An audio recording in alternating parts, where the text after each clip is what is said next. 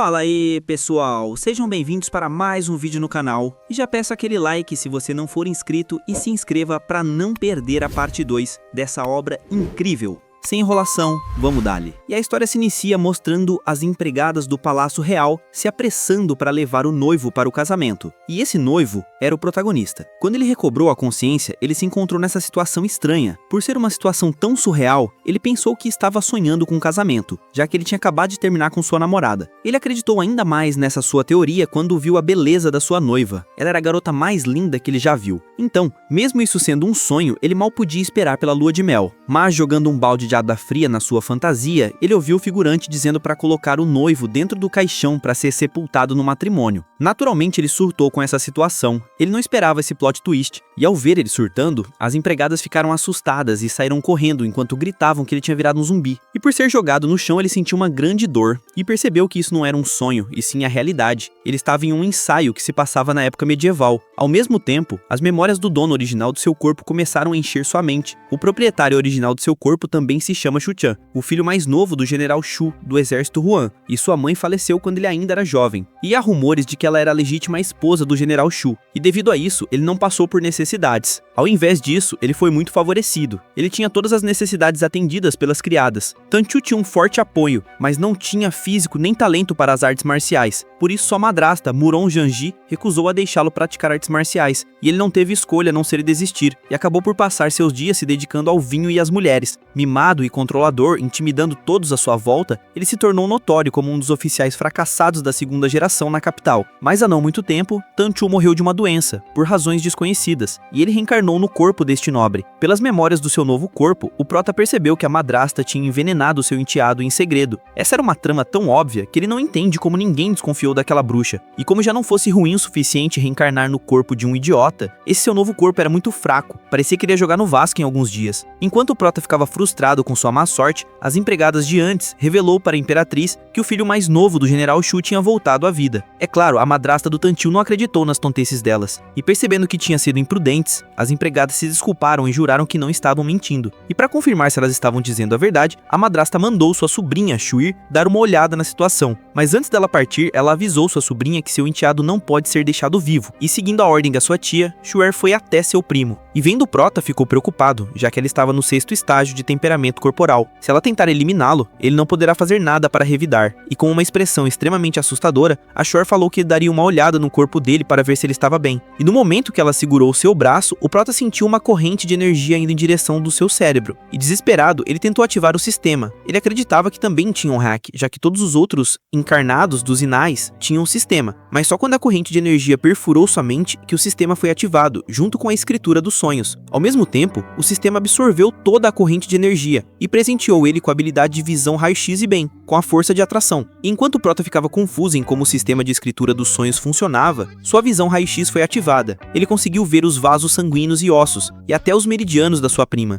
E essas chamas ao redor do corpo dela era a aura única de um artista marcial. Com mais forte a força vital, mais condensadas e exuberantes essas auras em chama se tornam. É claro, Shuer ficou surpresa ao ver que ele tinha sobrevivido, mas mesmo seu primeiro plano dando errado, ela ainda tinha um plano B. Então, como colocando sua estratégia em ação, ela fez ele cair em cima dela e não deixou ele se mover. E nisso, o prota acabou pegando em algo macio, e só foi perceber o que era quando ele ouviu a voz dela, e naquele momento ele entendeu o plano da pequena cobra, mas já era tarde demais. Por causa da gritaria da Shrer, a sua madrasta entrou no quarto e perguntou o que estava acontecendo. E atuando muito bem, a Shrer falou que só queria checar o corpo do jovem mestre para ver se ele estava bem. E ouvindo isso, os figurantes acabaram acreditando nela, já que o Tantiu é um mulherengo. É claro, eles não esperavam que ele teria a audacidade de fazer tal coisa com sua própria prima, no dia do casamento com a princesa. E como a reputação da família real não poderia ser manchada, a rainha decidiu punir seu genro severamente. A reputação do proprietário original do corpo era ruim. Devido a isso, não havia o que o prota poderia falar para se salvar. A única coisa que ele poderia fazer era manter a calma e pensar em uma forma de se salvar, mas para piorar a situação, a sua madrasta se desculpou com a rainha pela blasfêmia do seu enteado, e disse que mesmo que a majestade haja de forma imparcial, ela não terá nem a menor queixa, e sem um pingo de hesitação, a rainha mandou os guardas executarem seu genro. E nos seus últimos segundos de vida, o prota pediu para o sistema ativar a sua sacada da sorte. Ao mesmo tempo, o sistema parabenizou ele pela habilidade de desenhar acupuntura de reversão de vida e morte. É claro, o prota não gostou dessa habilidade, pelo nome ele pensou que seria algo inútil, mas ao ao ver que a princesa ainda tinha um ki muito fraco, ele percebeu que ela ainda não estava morta, e devido a isso, ele teve uma ideia, e falou para a rainha que ele pode reviver a princesa. Basta ela dar algumas agulhas, que usará a sua habilidade única de acupuntura nos pontos críticos dos meridianos da princesa para ela ser reanimada. Naturalmente, o médico imperial não acreditou nele. Ele tem praticado por décadas e nunca ouviu falar desse absurdo. O coração da princesa já parou, então não tem como ser revivida. Não existe um método de tratamento tão ridículo. E discordando do velho, o prota diz que essa é uma habilidade que ele aprendeu com uma antiga escritura que pode reverter a vida e a morte. Mas essa mentira não funcionou no velho, e os dois começaram a discutir entre si. E interrompendo eles, a rainha mandou eles calarem a boca, e disse que não importa se seu genro diz a verdade ou não, ela dará apenas uma chance para ele. Se ele puder realmente reviver a princesa, ela vai considerar o casamento dele com sua filha como uma verdadeira ocasião de alegria. Mas, se ele falhar, ela vai castigá-lo com todos os métodos de tortura conhecidos pelo homem. Simplificando, salve a sua noiva e viva, ou fale e pereça.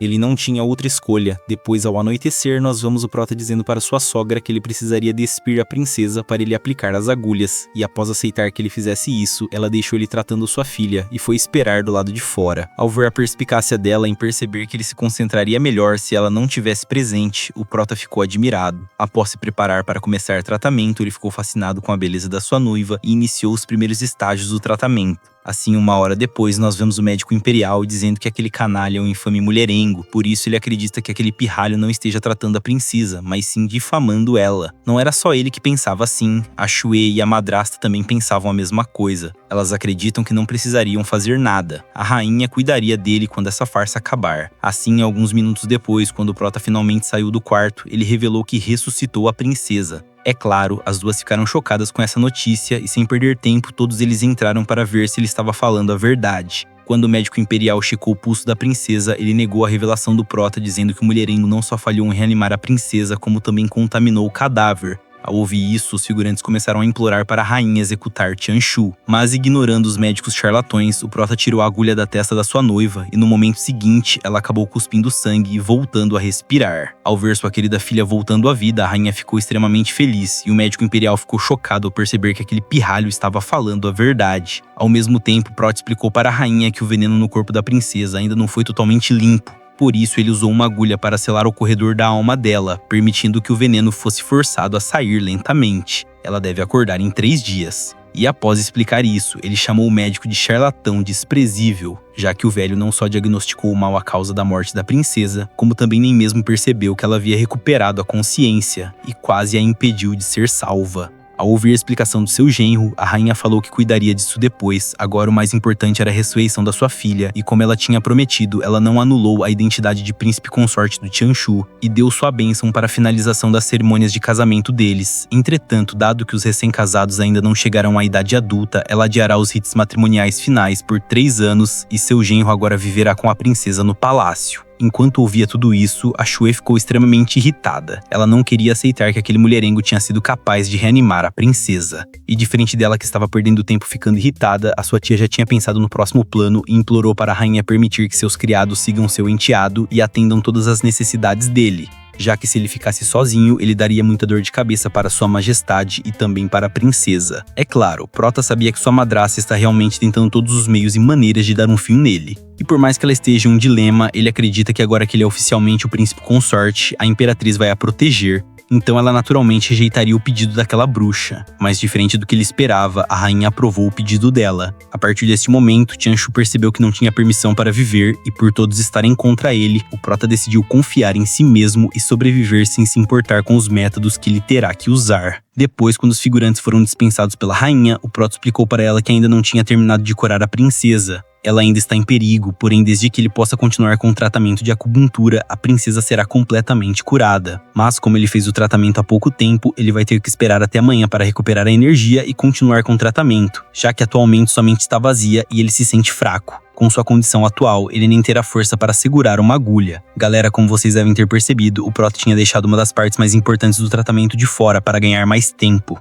já que a princesa é a sua única esperança de sobrevivência. Como a rainha queria que sua filha fosse curada o mais rápido possível, ela mandou a Shue levar o Tianshu para receber o melhor tratamento possível. E seguindo a ordem da sua majestade, a Shue levou o médico imperial para dar uma olhada na condição dele, e o médico revelou que o príncipe consorte tinha perdido muito sangue e seus órgãos estão falhando. Por isso ele acha que o Tianshu morrerá em breve e nenhum tratamento ordinário funcionará. A única pessoa que pode ser capaz de curar o jovem mestre só voltará de viagem depois de alguns meses. Então o máximo que eles podem fazer é encontrar alguém que possa substituir sua força espiritual, porque assim ele poderá viver por alguns dias. Mas é claro, a rainha sabia que alguém que possa fazer isso é muito raro, então seria difícil encontrar alguém assim. Depois, quando ela foi embora, o Prota pediu para o sistema fazer um check-up nele, e nisso o sistema escaneou o corpo dele e revelou que seu corpo está em um estado enfraquecido e o tempo de vida estimado dele é de 7 dias. Naturalmente, Tanju entrou em desespero ao descobrir que só tinha uma semana de vida. Mas para salvar sua pele, o sistema revelou que tinha 4 métodos para ele prolongar a vida, mas ele precisará trocar 5 dias de vida para uma chance de obter tais métodos. E como ele não tinha outra opção, ele escolheu gastar 5 dias de vida para ter uma chance de sobreviver. Mas após um erro da parte do sistema, o Proto teve que usar todos seus 7 dias de vida restantes, e no momento seguinte apareceu 4 opções para ele escolher. Opção A: para mudar seu destino, ele deve perder sua sanidade, ser castrado para andar no caminho de Buda. Opção B: ele tem que ganhar 10 bilhões de moedas e viver por 1000 anos. Opção C: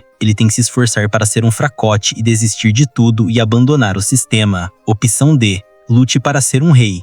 Trabalhe duro, sonhe alto e eventualmente se torne um deus. É claro, Prota escolheu a opção D devido a isso, ele só ficou com 12 horas de vida restantes, mas antes de ele ficar desesperado, o sistema transferiu a consciência dele para o domínio dos sonhos e explicou como funciona a habilidade. Simplificando tudo o que ele precisa fazer para se tornar um grande rei é sonhar para aumentar seu cultivo. O sistema também explicou que Messi Sekai, indivíduos que possuem sementes espirituais, são extremamente raros e podem cultivar em níveis extremos. A maestria de espírito é dividida em vários níveis chamados de grão-maestre espiritual, mestre espiritual, veterano, praticante, homem comum. Cada nível de maestria é dividido em 9 subníveis, e para o anfitrião ascender para o primeiro nível de praticante espiritual e expandir sua expectativa de vida por 1 ano, ele precisa acumular 100 pontos de força espiritual. Ao descobrir que só teria que dormir para ficar mais forte, o Prota ficou animado e jurou se vingar contra sua madrasta. Depois, quando o príncipe consorte estava cultivando no domínio dos sonhos, Shui entrou no quarto e foi em sua direção. Ao mesmo tempo, o sistema detectou uma forte intenção assassina vindo dela e recomendou que o anfitrião saísse do domínio dos sonhos. E seguindo a recomendação do sistema, o Prota se levantou reclamando por ela ter atrapalhado seu sono.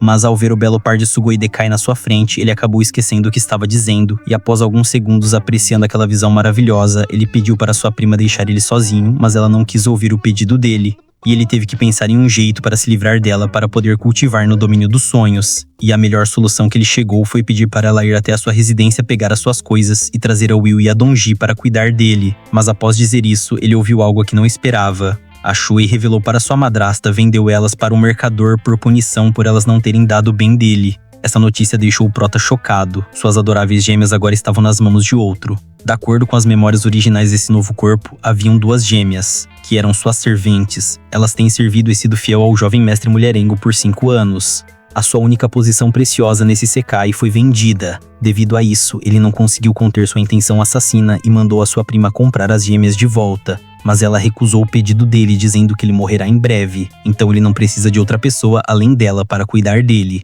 Ao ver ela desprezando seu status atual, o Prota ficou irritado e perguntou se ela podia aguentar as consequências. Ela vai ter que esquentar a cama no lugar das suas empregas. Naturalmente, ela ficou irritada com o comentário moral dele, mas ignorando sua raiva, o príncipe consorte jogou ela na cama e falou que ela não tinha motivo para ficar brava. A rainha tinha enviado ela para cuidar dele, então como sua servente, ela deve cuidar de todas as suas necessidades. E após dizer isso, ele usou sua visão de raio-x e viu tudo sobre ela claramente. O motivo dele estar tão confiante para tratar ela assim era porque ela não podia bater nele, já que se ela fizesse uma ferida grave nele, ele não conseguiria salvar a princesa e ela receberia a ira da rainha. Por isso, mesmo ela perdendo a paciência depois de tomar um tapa na parte traseira, ela não podia fazer nada. Ela teve que usar toda a sua força de vontade para não mandar ele para o inferno, já que a sua prioridade era realizar a missão da sua tia a todo custo. A única coisa que podia confortar ela é que ele só tem uma semana de vida, então até lá ela vai aguentar essa humilhação. E para não acabar eliminando ela, ela decidiu ir na mansão pegar as coisas que ele pediu. Com o seu plano dando certo, o príncipe consorte percebeu que levaria mais ou menos 2 horas para sua prima voltar. Então, sem perder mais tempo, ele decidiu ascender para o praticante espiritual antes dela voltar. O seu objetivo é acumular 100 pontos de força espiritual no seu núcleo com a expectativa de vida aumentada. Enquanto o Prota cultivava, a Shui estava informando sua tia que o doutor tinha confirmado que desde que nada fora do normal aconteça, Tianshu não viverá por mais de 1 semana. Ao ouvir isso, a Janjige explica que planejou esse casamento entre seu enteado e a princesa para ascender sua família nobre, mesmo que tenha acontecido um pequeno acidente. Aquele lixo só tem mais alguns dias para viver, então a missão da sua sobrinha é garantir que ele não irá fugir. Ao ouvir isso, a Shui revelou para sua tia que o Shu Tanshu quer as gemas de volta para aquecer a cama. Ao ouvir que ele continuava tendo pensamentos sujos mesmo estando perto da morte, ela ficou preocupada com aquele lixo dando em cima da sua sobrinha. Mas, envergonhada em revelar sua humilhação, a Shui negou a teoria da sua tia e no final elas decidiram que Shui aguentaria ele por mais alguns dias, para depois executar pessoalmente. Voltando para o Prota, nós vemos ele reunindo toda a energia no seu núcleo espiritual e finalmente ascendendo para o praticante espiritual e também estendendo a sua expectativa de vida por 1 ano. Ele só precisou de meio-dia para conseguir cumprir seu objetivo.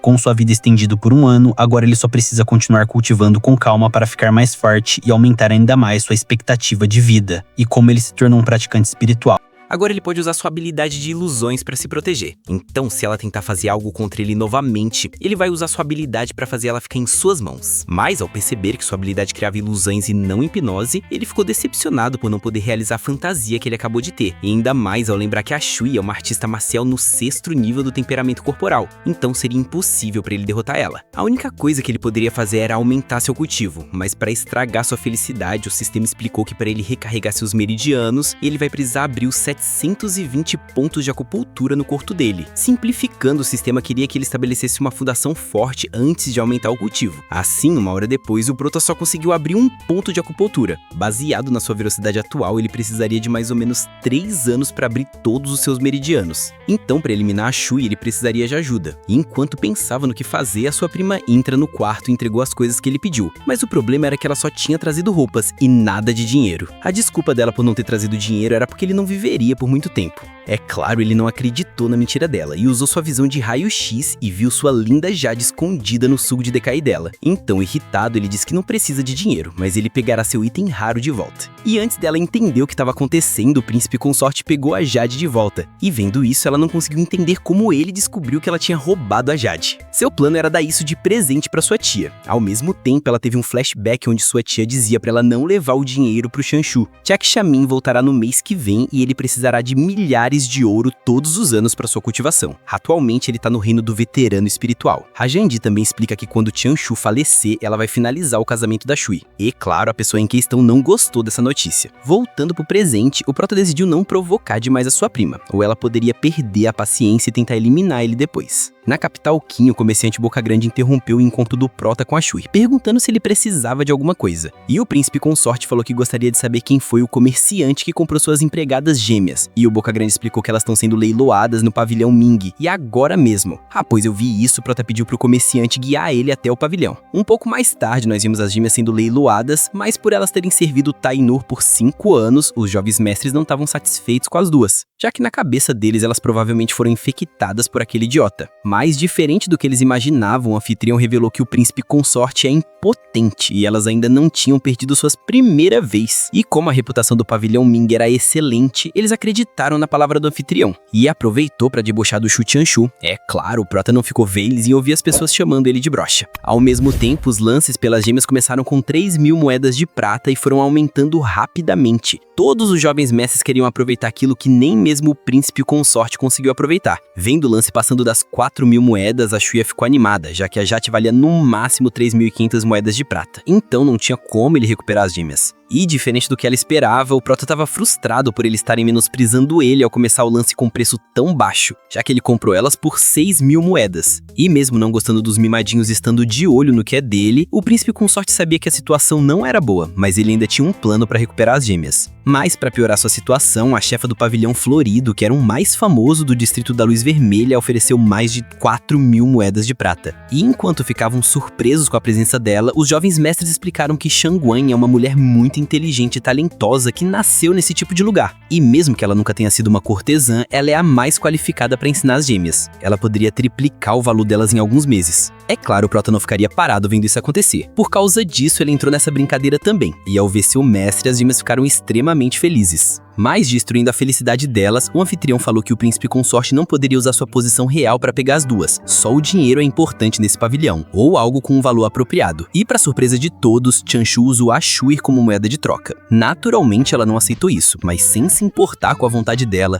ele disse que qualquer um que tentar tocar nas suas garotas será seu inimigo. E mesmo a Shui querendo ensinar uma lição nele, ela teve que se conter enquanto a plateia ficava surpresa com esse novo plot twist. A Shangguan desistiu das gêmeas, ela não queria ofender um príncipe consorte da família real. E devido à desistência dela, os jovens mestres também decidiram se retirar. Tudo isso fazia parte do plano do Prota. Ele precisa que esses caras sintam medo do dono original desse corpo, para poder se livrar do máximo de adversários possível. Mas ele ainda precisava lidar com um pagamento. E ao ver o filho do ministro oferecendo 5.000 moedas de prata, ele teve uma ideia. Seu novo plano era usar o deboche destas nobrezas. Ele começou a debochar do Xuanzhen e fez ele aceitar uma aposta para ver quem era o mulherengo número 1 da capital. E como todo tipo de público, os jovens mestres ficaram animados com esse novo entretenimento. A forma de aposta que o Xuanzhen recomendou era para ver quem escrevia o melhor poema. Mas é claro, o Prota debochou desse método, dizendo que poesia são coisas de nerds, isso não tem nada a ver com os mulherengos. É claro, o Xuanzhen não queria esse título, ele só queria ganhar do lixo na frente dele. Diferente do que todo mundo estava esperando, o Prota revelou que só tem uma habilidade, ele só precisa dar uma olhada em qualquer mina para deduzir suas 3 medidas. E é essa habilidade que ele queria usar no jogo da aposta. Ao ouvir isso, o Xuanzhen aceitou facilmente seus termos, já que ele tem essa habilidade desde que tinha 8 anos. Mas antes de começar o jogo, o Xuanzhen adicionou outras 2 condições. Primeiro, se o príncipe consorte ganhar, todo o dinheiro do Xuanzhen vai pra ele. Mas se o Shu Qianshu perder, toda vez que o príncipe ouvir, ele vai ter que agir como sua empregada pra deixar a disputa ainda mais interessante. A Shangguan deixou eles usarem 4 garotas do pavilhão dela nessa competição. E foi assim que começou a disputa pra ver quem era o maior mulherengo da capital. Desde o início o jogo começou com tudo. Os dois lados estavam acertando todas as medidas, mas devido à sua habilidade de raio-x, o príncipe consorte notou que a senhorita de verde estava usando almofadas para aumentar o par de sugo de decai dela. E por ter descoberto isso, ele ganhou a competição. E nessa pequena brincadeira, ele acabou ganhando 10.000 moedas de prata. E em seguida subiu o lance pelas gêmeas para 6.000 moedas. E como o Xuanzhen não tinha mais dinheiro, ele não podia continuar com os lances e teve que se retirar também. E vendo a forma que o príncipe consorte recuperou as gêmeas, a Shangguan achou ele interessante. Depois de terminar toda a burocracia, ele ficou animado por final poder voltar para o palácio junto com suas serventes. Mas de repente o Xuanzhen atacou ele por trás, e mesmo sendo pego por desprevenido, o Prota conseguiu desviar. E as gêmeas mandaram um riquinho voando para longe com um chute. E se sentindo humilhado, ele ordenou que seus subordinados atacassem as empregadas, mas elas deram uma surra neles com a maior facilidade. Pra infelicidade do mimadinho, as gêmeas juntas em a mesma força que a Shui. Como o riquinho não podia derrotar elas, ele chamou o príncipe consorte por um Xixun.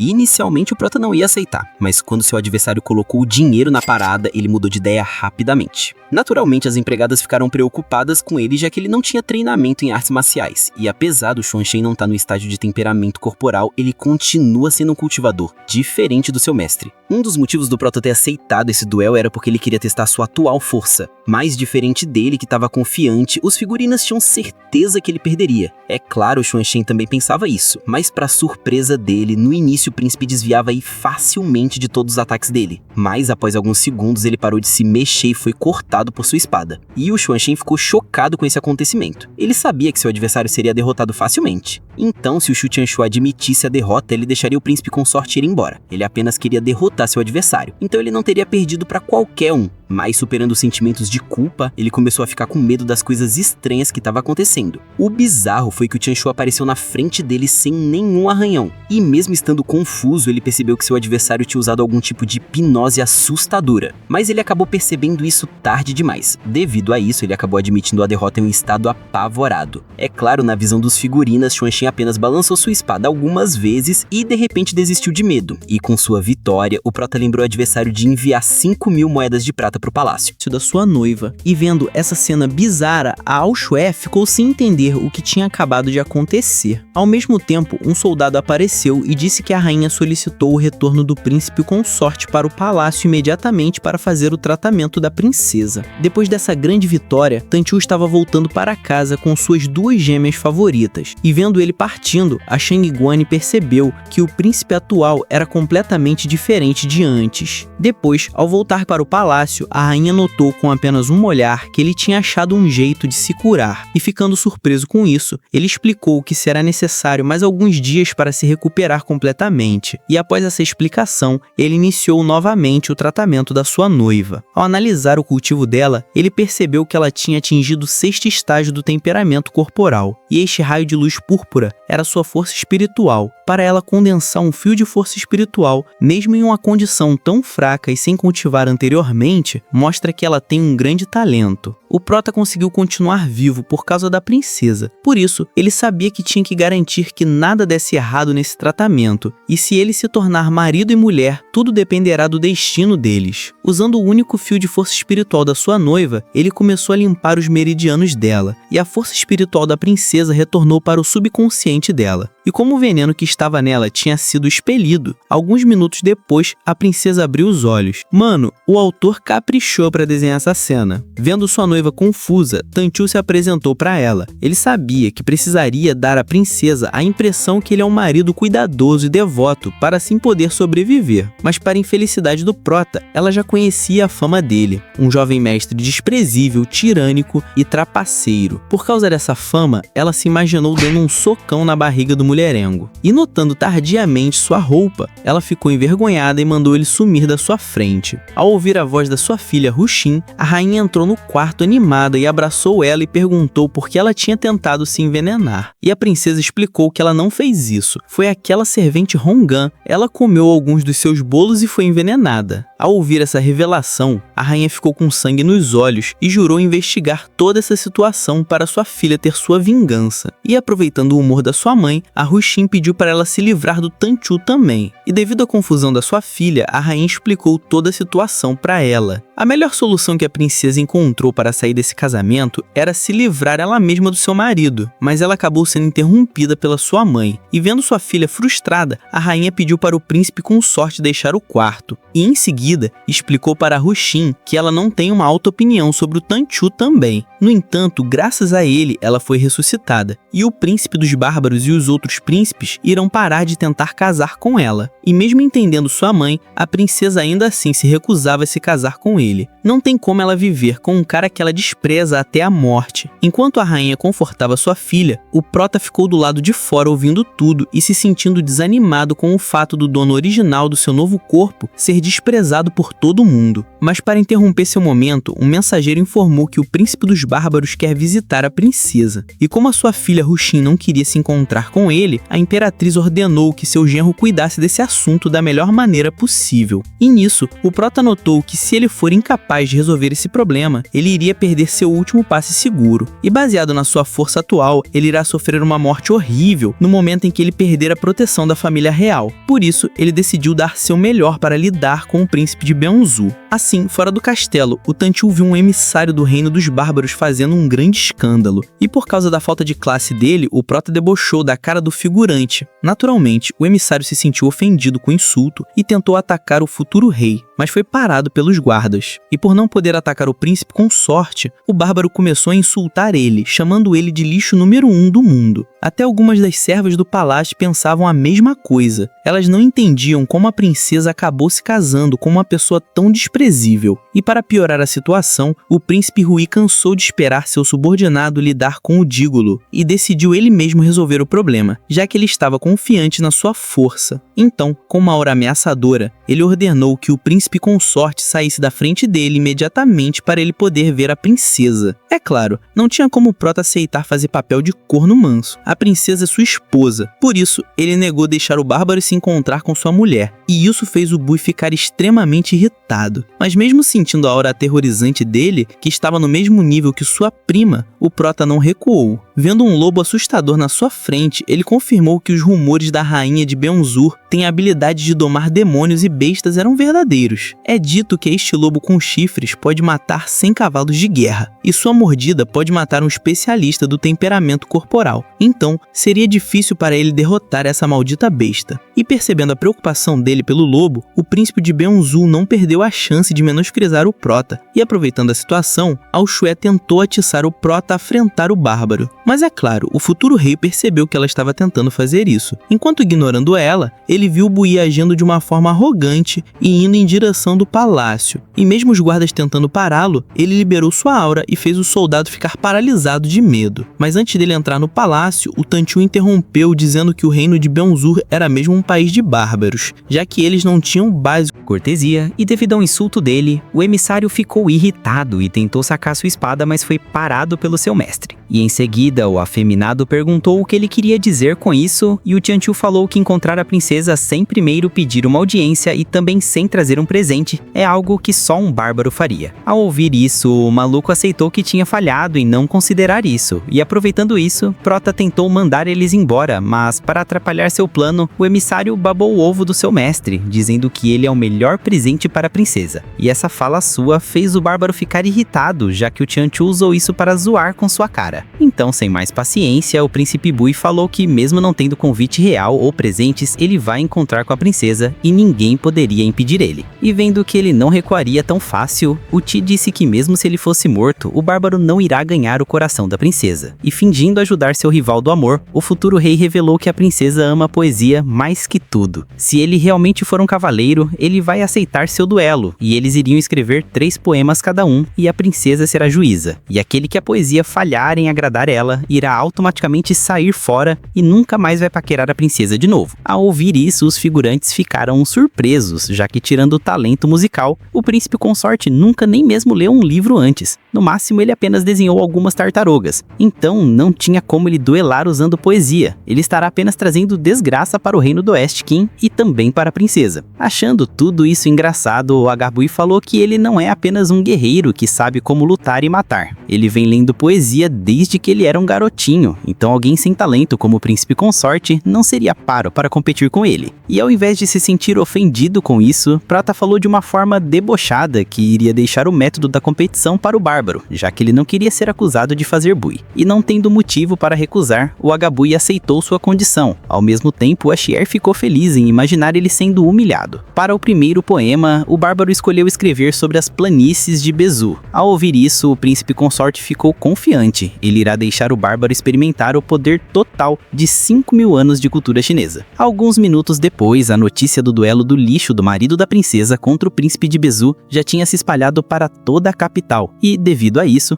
um grande público se reuniu para ver o espetáculo, mas ninguém acreditava na vitória do Tianqiu. E notando isso, o emissário ficou animado, já que o seu mestre poderia mostrar sua majestade na frente dos civis do oeste de Qin. Enquanto o príncipe dos bárbaros limpava sua mente para começar o duelo, o Prota iniciou sua poesia. A grama luxuosa nas planícies Murshi prospera uma vez a cada ano. Os incêndios não conseguem queimá-lo completamente. Os ventos da primavera trazem de volta a vida. Sua fragrância enche as estradas antigas. Um belo verde jade que se estende até a cidade antiga. Enquanto despede outro homem nobre, a grama luxuosa está cheia de emoção da partida. Quando ele terminou seu poema, o bárbaro teve a mesma reação que eu tive. Ele começou a rir e pediu para o seu mestre mostrar seu talento e deixar os gigolô ouvir uma verdadeira poesia. Mas, diferente do que ele esperava, o Guru deu um tapão na sua cara por não conseguir apreciar um bom poema. E em seguida, o príncipe dos bárbaros elogiou o Tianqiu e aceitou sua derrota no primeiro poema. Mano, foi mal aí pelos amantes de poesias, mas pra mim o protagonista só falou um monte de coisa sem sentido. Ao ouvir seu mestre aceitando a derrota, o emissário falou que o gigolô estava trapaceando. Essa era a única explicação para um perdedor conseguir ganhar dele. E sem se importar com a acusação do figurante, o futuro rei conselhou o bárbaro a dar um fim nesse subordinado o mais rápido possível. E ignorando o desespero do seu servo, o Bui decidiu usar a beleza da princesa como assunto do segundo poema. Enquanto isso, no Palácio Real, a serva informou sua rainha que o consorte real e o príncipe Bezu estão realizando um concurso de poesia, e eles gostariam que a princesa fosse a juíza. Quem perder vai assar e nunca mais tentará conquistar a princesa. Naturalmente, a rainha e também sua filha acharam esse plano do Tianqiu estúpido, e isso fez a Ruxin confirmar que seu marido não era confiável. E enquanto elas ficavam decepcionadas com ele, uma segunda serva apareceu e entregou o poema do príncipe consorte para a princesa, e mal-humorada ela pegou o poema. No início ela pensou que ele teria escrito um monte de baboseiras, mas ao ler o poema da primeira rodada dele, ela e sua mãe ficaram chocadas. Elas não conseguiam acreditar que foi realmente o Tianqiu que tinha escrito aquele poema. Mas após seu choque, a princesa voltou a desprezar seu marido, já que aquilo era um poema falando sobre as planícies do reino de Bezu. E no mesmo momento que ela jogou aquilo fora, outra serva entrou no palácio trazendo o segundo poema. E esse tinha como tema a beleza da princesa. E diferente do primeiro, ela não quis ler o segundo e mandou sua serva ler o poema para ela. E seguindo a ordem da sua mestra, a serva começou a ler: olhar e uma bênção, beleza que pode usurpar nações e cidades e surpreender o mundo inteiro. Ao ouvir isso, a Hushin ficou feliz e um pouco embaraçada, e vendo a fofura da sua filha, a rainha aproveitou para mexer com ela. Voltando para o duelo, nós vemos o prota passando a vez para o bárbaro, após enviar seu poema para sua noiva. Mas, diferente do que ele esperava, o Buru aceitou a derrota sem ao menos tentar escrever sua poesia. E ouvindo isso, os figurantes se alegraram com a vitória do prota, mas, ao contrário de todos, o emissário não quis aceitar a derrota do seu mestre, e continuou falando que o Chan Chu tinha trapaceado. E agindo igual à internet, os civis mudaram de ideia novamente e começaram a acreditar que ele realmente tinha trapaceado. Se ele realmente tivesse tanto talento para escrever poesia, ele já seria famoso nesta área há muito tempo. Mas, ignorando a opinião pública, o prota pediu para o bárbaro escolher o assunto do terceiro poema, e o Agabui admitiu que não venceria ele num duelo de poesia, mas ele gostaria de saber se ele pode criar um poema que será passado pelos próximos 1000 anos. Um terceiro poema sobre os soldados, e não tendo nada a perder, o prota aceitou e iniciou sua poesia. Mas como eu não estou a fim de ler outro poema, eu vou resumir. O príncipe dos bárbaros ficou maravilhado com uma poesia que passava a emoção dos soldados no campo de batalha, de não saberem quantos deles voltaria para casa. E devido a esse belo poema, o bárbaro aceitou a derrota e prometeu que este último poema seria passado pelo reino dele nos próximos 1000 anos. Mas, diferente dele, o emissário não queria aceitar que o Chan Chu tinha ganhado, e agindo igual um bárbaro, atacou o prota. E para surpresa de todos, uma espada perfurou seu peito, e ouvindo a voz do seu mestre dizendo que odiava a natureza bárbara dele, ele percebeu quem era o dono da espada. Enquanto os civis fugiam ao verem a morte do bárbaro, o talarico continuou dizendo que, como o irmão Chan Chu disse, ele não precisa de um subordinado ruim para o bem das relações futuras e intercâmbio de cultura e artes entre Bezu e o reino Qin. Ele solicitará a permissão do imperador Qin para ter um duelo de artes marciais amigável com seu irmão. E após dizer isso, o príncipe de Bezu foi embora, e as empregadas do palácio ficaram chocadas com a escolha do prota. E o motivo da sua decisão foi porque o talarico tinha aceitado o seu duelo de poesia. Então seria desagradável da parte dele não aceitar o desafio. E diferente das outras, a Shiar viu que ele estava tentando usar esse duelo para ganhar tempo. Depois, ao se encontrar com sua esposa, ele ficou ansioso ao ver a expressão de raiva dela e também da rainha. Elas não entendiam porque ele aceitaria um combate contra o príncipe de Bezu, mesmo que o Chan Chu fosse alguém talentoso nas artes marciais, ele nem estava na fase de temperamento do corpo, então ele não tinha chance de vencer. E agindo cauteloso, o prota olhou para ver se não tinha ninguém espiando e explicou para elas que ele é um místico de primeiro estágio. Naturalmente, elas ficaram surpresas. O nascimento de um praticante místico é extremamente raro, com chances de 1 em 1 milhão. E continuando a explicação, ele disse que estava cultivando em segredo por muitos anos, para não chamar a atenção da sua madrasta. E para ganhar a confiança delas, ele revelou que a princesa também tem uma semente mística dentro dela. Quando ele estava tratando ela, ele limpou os meridianos dela e também ativou sua semente mística. E enquanto ele explicava isso, a princesa tentou controlar a energia e sentiu um grande poder passando por todo o corpo dela. E com isso, ela confirmou que ele estava dizendo a verdade. E vendo que sua filha tinha se tornado uma praticante mística, a rainha ficou feliz e, aproveitando esse momento de felicidade, o Chan Chu pediu o apoio da sua sogra. Ele só precisa de 1 mês para derrotar o príncipe dos bárbaros.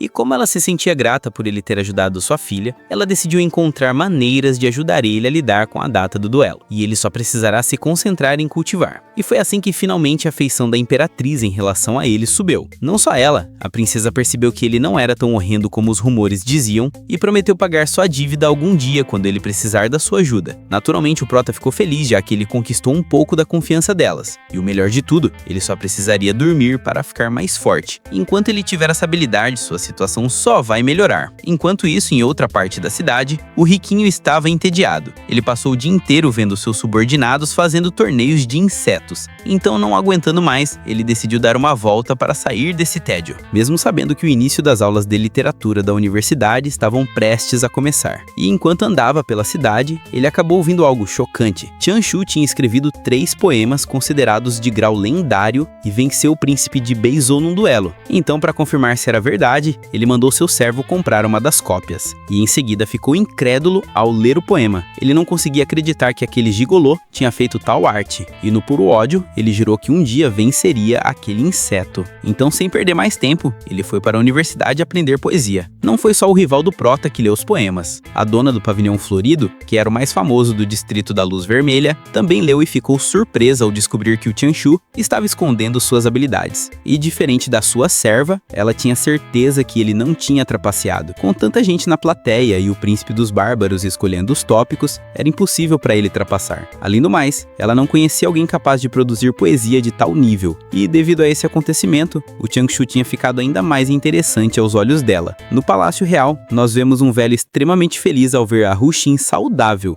E esse ancião é o pai da princesa, o imperador do oeste de Qin. Ele estava muito grato por ver sua filha viva novamente, por isso ele decidiu dar uma recompensa generosa para o seu genro. E afastando seu pai, a Ruxin falou que o seu suposto marido realmente tem algumas habilidades, mas ele precisa sobreviver a esse duelo antes de poder coletar qualquer recompensa. E ouvindo isso, o imperador notou que sua filha estava preocupada com Tianshu e explicou para ela que o príncipe dos bárbaros tinha acabado de pedir permissão para esse duelo. E ele concordou. A batalha acontecerá em meio mês. Depois disso, eles vão decidir com quem ela se casará. Ao ouvir essa fala do seu pai, a princesa se encheu de raiva e falou que esses dois estão tentando controlar seu destino, então não tem como ela concordar em casar com qualquer um deles. Se houver uma segunda vez, ela executará ambos. Mano, eu pensei que o Prota e ela já estavam casados. Enquanto o rei ficava com medo da sua filha, a imperatriz mostrou para ele os poemas do Tianshu. E igual aos outros, ele também ficou maravilhado com as poesias. E aproveitando o momento, a rainha pediu para seu marido adiar o duelo por mais meio mês. Ela sabe que mesmo Tianshu sendo um místico agora, ele acabou de sair do limiar da vida e da morte. Então vencer o duelo em apenas meio mês seria uma tarefa impossível. No entanto, ele está muito confiante que pode vencer se tiver um mês. Ao ver sua mulher depositando sua confiança no seu genro, o imperador percebeu que ela planeja assumir a responsabilidade de nutrir o Tianshu. Ela sempre teve uma intuição apurada e não faz nada que não traga benefícios para o reino. Devido à intuição da sua mulher, ele decidiu ajudar seu genro. Ao mesmo tempo, a imperatriz explicou para seu marido que aquele rapaz não é simples. Tudo o que ele fez no passado foi apenas uma fachada para esconder suas habilidades da sua madrasta, para sobreviver. O imperador entendia o que sua esposa estava tentando dizer. Como Xuanão já está estabelecido como grande general do exército místico, e seus dois filhos mais velhos têm uma força bem acima da média, e ambos têm potencial para se tornarem mais forte que seu pai, então se até mesmo seu filho mais novo se tornar um místico, a família Shu se tornará poderosa demais. O Tiano pode ser um cordeiro sacrificial dentro da família Shu, mas não dentro da família real. Agora ele entende que o plano de nutrir seu genro pode não ser um movimento ruim no final. Assim, para ajudar seu Prota, o imperador notificou a todos que o duelo marcial será realizado em um mês. No dia seguinte, nós vemos a princesa lendo a técnica secreta do coração divino. Essa era uma relíquia da família real, e nisso ela acabou pensando no Tianshu. Ela estava curiosa para saber que tipo de artes místicas ele andava praticando. Ela espera que ele não esteja só se gabando e acabe se rendendo no dia do duelo. E não conseguindo segurar sua curiosidade, ela decidiu dar uma olhadinha no que ele estava fazendo. Alguns minutos depois, ela entrou no quarto dele e disse que tinha trazido um conjunto de artes místicas para ele. Mas ao ver o seu futuro marido agarrado com duas belas garotas, ela acabou lembrando que ele era um mulherengo e ficou extremamente irritada. Ela se esforçou tanto para tentar ajudar ele e ao invés de agradecer ela, o gigolô passa os dias agarrado com essas talaricas. Ao ver seu mestre sendo repreendido pela princesa, as gêmeas explicaram que elas são apenas criadas e estavam fazendo massagem no pescoço dele. E o Prota continuou a explicação delas, dizendo que elas são as criadas que ele teve que resgatar dos comerciantes. Elas não são garotas do distrito da Luz Vermelha. E mesmo com essa explicação dele, a raiva da Ruxin não passou. E para salvar a pele do Tianshu,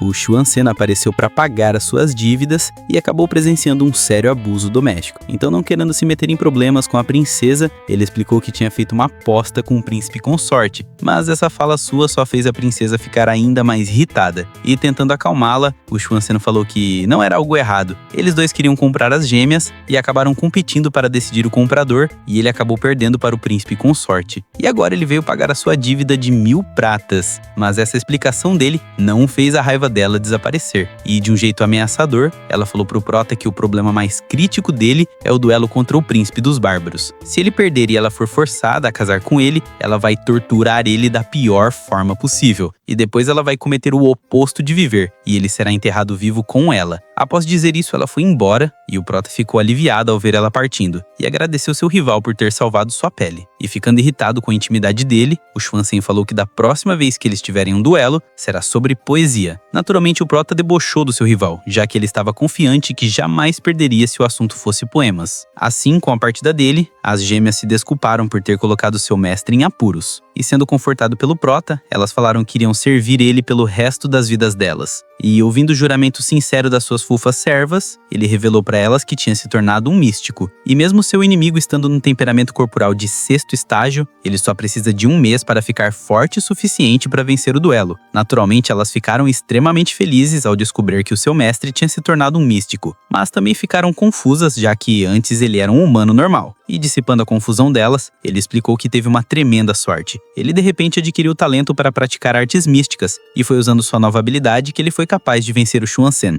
Antes, e para elas entenderem melhor o que ele estava falando, ele ativou sua habilidade de ilusões e fez a sua serva ter uma ilusão que estava caindo de um lugar extremamente alto. E como qualquer pessoa normal na sua situação, ela acabou entrando em desespero. E enquanto acalmava, ele desativou sua ilusão e perguntou o que ela tinha achado. E ela respondeu que as habilidades dele são realmente divinas. Chegando em um momento estranho, a Shuer pensou que eles estavam fazendo algo imoral, após a princesa sair do quarto. E por ela ter atrapalhado seu momento picante com suas empregadas, o Chanshu ficou irritado e mandou ela ficar no quarto de hóspedes daqui pra frente. E quem cuidará dele será as gêmeas. E mesmo ela não gostando do jeito que ele estava tratando ela, a Shuer não teve outra coisa a não ser ficar esperando o chamado dele no quarto de hóspedes. A única coisa que acalmava ela era que ela acreditava que ele ainda tinha 7 dias de vida. Vendo ela saindo do seu quarto, o Prota perguntou para sua serva se elas eram capazes de derrotar um artista marcial de temperamento corporal de 3º estágio. E elas responderam que sim. Ao ouvir isso, ele explicou para elas que a Shuer está sob a influência da sua madrasta. Ela sempre quis me prejudicar. Por isso, ele pretende se livrar dela, mas ele vai precisar da ajuda delas. E se sentindo felizes por poder ajudar seu mestre,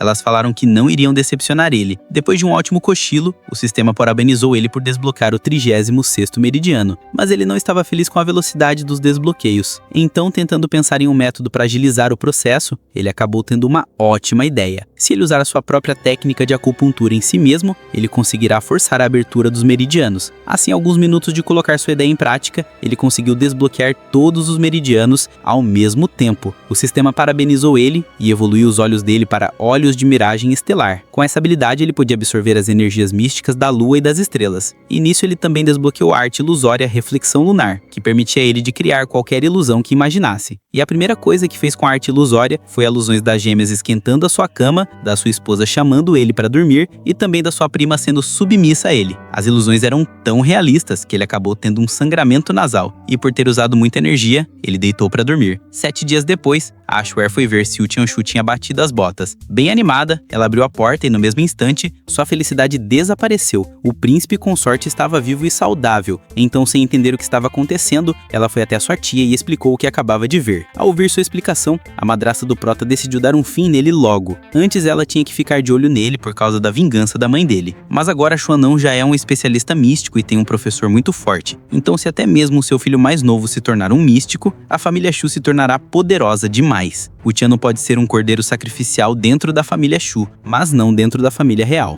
Então é isso, pessoal. Se vocês quiserem continuação, já sabe, deixa aquele like e se inscreva. Ativa o sininho para não perder nenhuma novidade. Fui!